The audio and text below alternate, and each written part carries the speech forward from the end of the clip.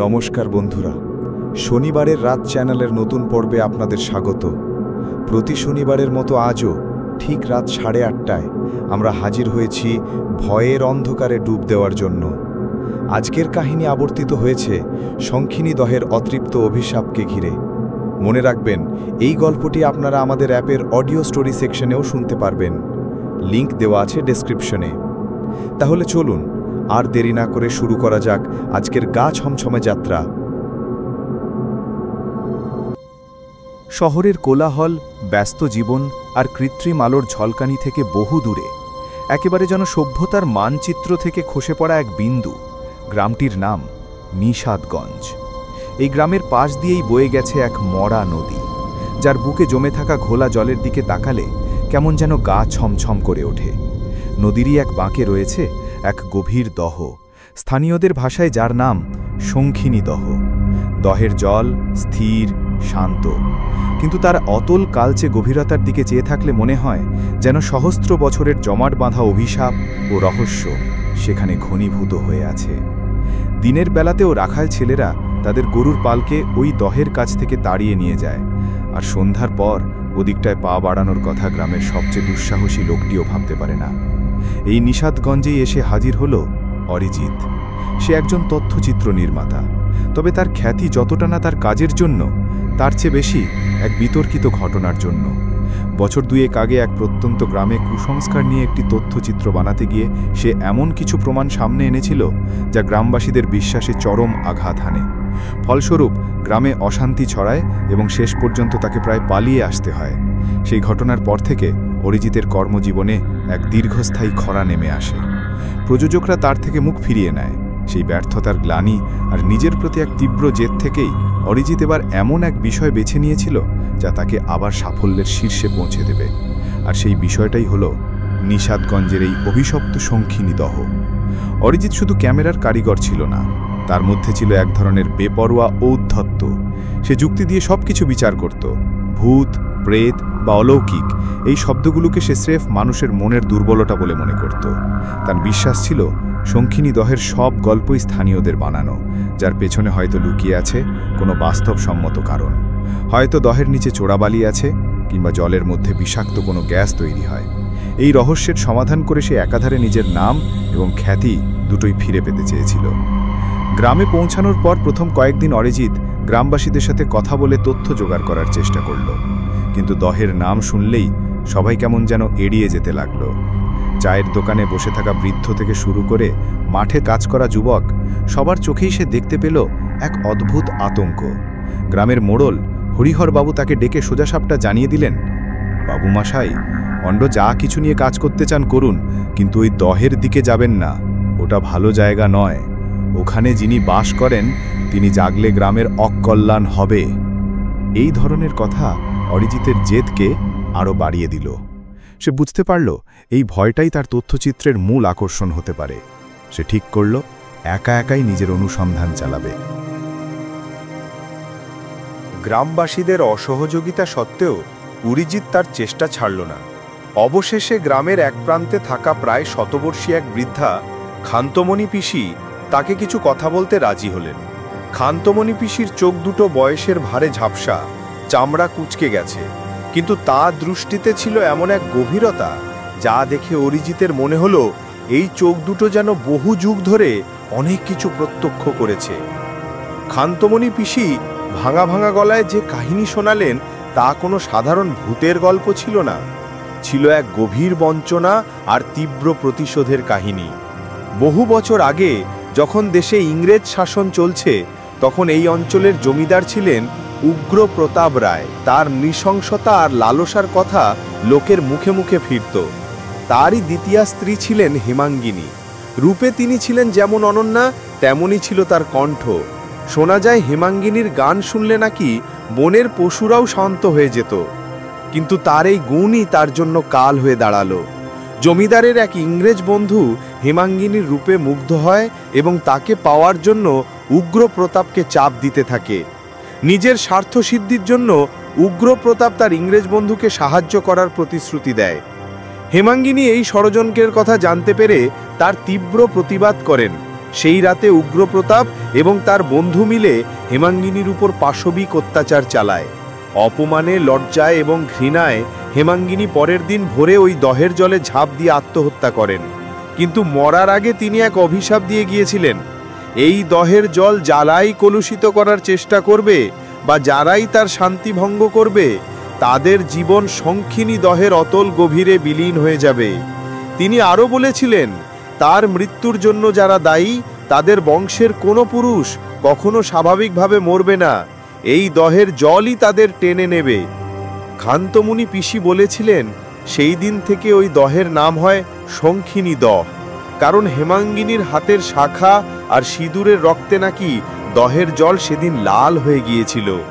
তারপর থেকেই নাকি অমাবস্যার পূর্ণিমার রাতে দহের জল থেকে কান্নার শব্দ ভেসে আসে, আর মাঝে মাঝে নাকি জলের উপর সাদা শাড়ি পরা এক ছায়া মূর্তিও দেখা যায়।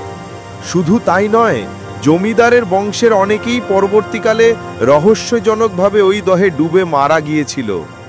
এই গল্প শোনার পর অরিজিতের শিরদাঁড়া দিয়ে এক শীতল স্রোত বয়ে গেল, কিন্তু পরক্ষণেই তার যুক্তিবাদী মন আবার সজাগ হয়ে উঠল। সে ভাবল, এটা একটা সুগঠিত গল্প যা প্রজন্মের পর প্রজন্ম ধরে মানুষের মুখে মুখে চলে আসছে। হয়তো হেমাঙ্গিনীর মৃত্যুটা সত্যি, কিন্তু বাকিটা মানুষের কল্পনা। সে ঠিক করল, আজ সন্ধ্যায় সে নিজেই একবার দহের কাছে যাবে।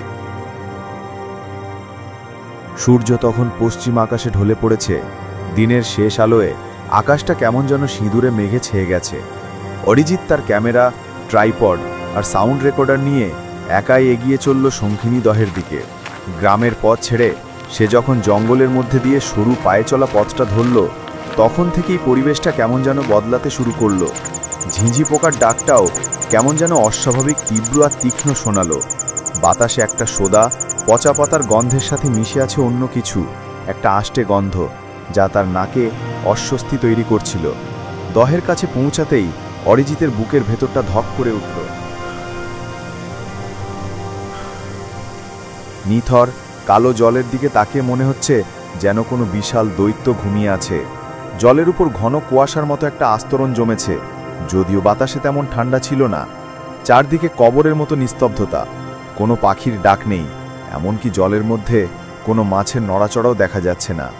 অরিজিৎ সাবধানে তার ট্রাইপডটা সেট করল, ক্যামেরা অন করে জলের দিকে ফোকাস করল। চারপাশের শব্দ রেকর্ড করার জন্য সে তার হাই সেন্সিটিভিটি মাইক্রোফোনটাও চালু করল। কয়েক মিনিট কাটল, কিছুই ঘটল না। অরিজিতের ঠোঁটের কোণে একটা তাচ্ছিল্যের হাসি ফুটে উঠল। সে মনে মনে বলল, সবই তাহলে বানানো গল্প।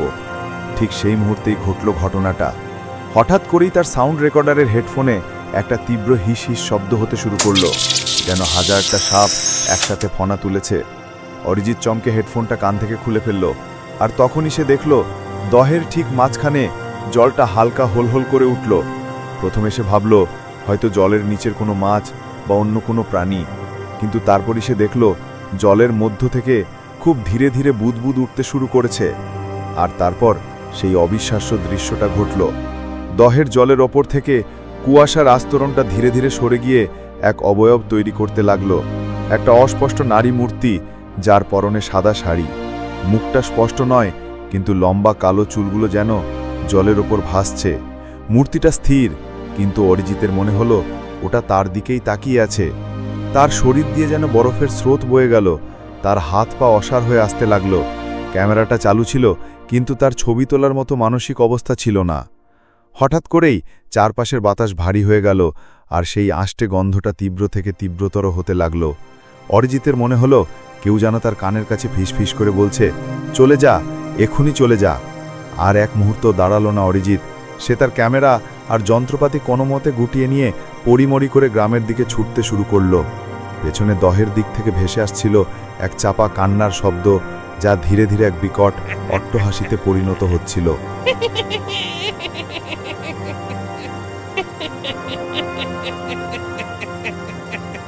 গ্রামে ফিরে এসে অরিজিৎ প্রায় সারা রাত ঘুমোতে পারল না।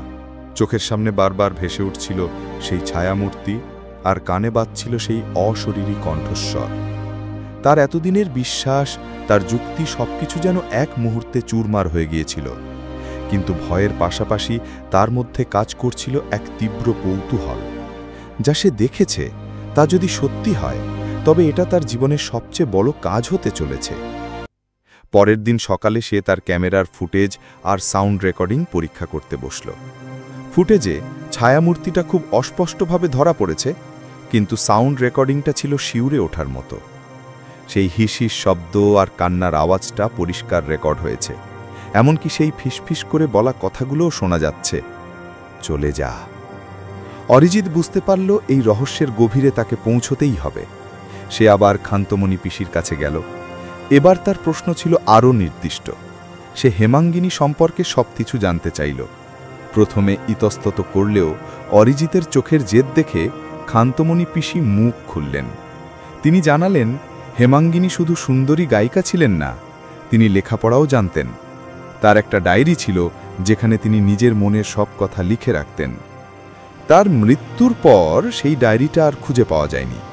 তবে গ্রামের লোকেদের বিশ্বাস জমিদার উগ্রপ্রতাপ সেই ডায়েরিটা নষ্ট করে ফেলেছিল, কারণ তাতে তার সব কুকীর্তির প্রমাণ ছিল। তবে খান্তমণি পিসি একটা নতুন তথ্য দিলেন। হেমাঙ্গিনীর একটা অত্যন্ত প্রিয় জিনিস ছিল, একটা শঙ্খ। সাধারণ কোনো শঙ্খ নয়, দক্ষিণ ভারত থেকে আনা এক বিশেষ শঙ্খ, যার গায়ে রূপো দিয়ে সূক্ষ্ম কাজ করা ছিল। হেমাঙ্গিনী বিশ্বাস করতেন ওই শঙ্খটা তার সৌভাগ্য বয়ে আনবে। মৃত্যুর দিনও শঙ্খটা তার সাথেই ছিল। তিনি যখন দহের জলে ঝাঁপ দেন তখন শঙ্খটাও তার সাথে তলিয়ে যায়। গ্রামের মানুষের বিশ্বাস হেমাঙ্গিনীর আত্মা ওই শঙ্খটার মধ্যেই আটকে আছে। যে ওই শঙ্খ খুঁজে পাবে সেই হেমাঙ্গিনীর আত্মার সাথে সংযোগ স্থাপন করতে পারবে, কিন্তু তার পরিণাম হবে ভয়ঙ্কর। এই তথ্যটা অরিজিতের কাছে একটা নতুন সূত্র হিসেবে কাজ করল। সে ঠিক করল যেমন করে হোক ওই শঙ্খটা তাকে খুঁজে বের করতে হবে। সে গ্রামের কয়েকজন জেলেকে মোটা টাকার লোভ দেখিয়ে দহের জলে নামতে রাজি করানোর চেষ্টা করলেও কেউই রাজি হলো না। সবাই বলল, টাকার চেয়ে জীবনের দাম অনেক বেশি। অবশেষে পাশের গ্রাম থেকে দুজন দুঃসাহসী ডুবুরিকে সে খুঁজে বের করল, যারা টাকার জন্য যে কোনো কাজ করতে রাজি ছিল। তারা শঙ্খিনী দহের গল্প শুনে প্রথমে একটু ভয় পেলেও অরিজিতের দেওয়া টাকার অঙ্কটা তাদের সব ভাইকে ছাপিয়ে গেল। ঠিক হলো আগামী পরশু কৃষ্ণপক্ষের ত্রয়োদশীর রাতে তারা দহের জলে নামবে। স্থানীয় বিশ্বাস অনুযায়ী ওই রাতে অশরীরী শক্তিরা সবচেয়ে দুর্বল থাকে।